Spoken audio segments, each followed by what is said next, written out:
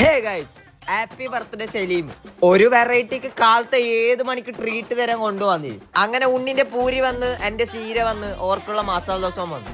സംഭവം നല്ല ബയസുണ്ടെങ്കിലും ആ പുള്ളറകൾ ഇപ്പോഴും വിട്ടിട്ട പർസ് മടക്കുന്നതല്ല, മടിക്കിന് മസാല ദോശ പൈസ പൊട്ടുന്ന ആലോചിച്ചിട്ട് ടെൻഷനായിട്ട് തിന്നുന്ന സലീം. അങ്ങനെ അടുത്ത പരിപാടിയെല്ലാം കഴിഞ്ഞിട്ട് പൈസ കൊടുത്തിട്ട് നാമ ഇറങ്ങി. അങ്ങനെ ഈ പാണ്ടി പഠനം കേട്ടിട്ട് ബസ് കയറി.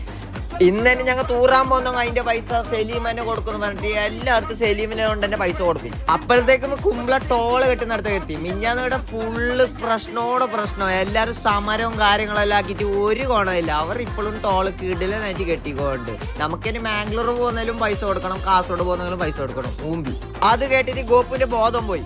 നാട്ടിലെത്തിയപ്പോ സലീം പറയുന്ന എന്റെ ഒരു 10 രൂപ മാത്രം ഉണ്ട്. പിന്നെ ആ 10 രൂപയിൽ എന്തായാലും എടുക്കാന്ന് പറഞ്ഞിട്ട് എന്തോ എടുത്തു. അങ്ങനെ പുരയില് തേങ്ങ വർക്കിക്കൊണ്ടുണ്ട്. നമ്മ ഡാഡി പറഞ്ഞ ഒരു വാടക ഉണ്ട്, പോയിട്ട് വാ. പിന്നെ എന്തോ നോക്കിട്ട് റിക്ഷ എടുത്തിട്ട് സലീമിനെ കുണ്ണിക്കൂട്ടനെ വിളിച്ചിട്ട് നേരെ വാടക പോയി. അങ്ങനെ പോകുമ്പോ കോയിപ്പീടിയയിൽ ഷെട്ടിക്ക് ഒരു ആയും കൊടുത്ത് നമ്മ പോയി. അങ്ങനെ വാടക സക്സസ്ഫുള്ളി എത്തിച്ചിട്ട് നമ്മളെ പണി കഴിഞ്ഞു. കിട്ടിയ 50 രൂപ ഒരു ജ്യൂസും കുടിച്ചിട്ട് നമ്മ ഒരു പുല്ലെടുക്കാൻ തോന്നി. അങ്ങനെ പുല്ലെടുക്കുന്ന മെഷീനും എടുത്തിട്ട് റെഡിയായി. പുല്ലെടുക്കുന്നല്ല പുല്ല് എന്ന് പറഞ്ഞിട്ട് പണി തുടങ്ങി. വിചാരിച്ച പോലെയല്ല, നല്ല പണിയുണ്ട്.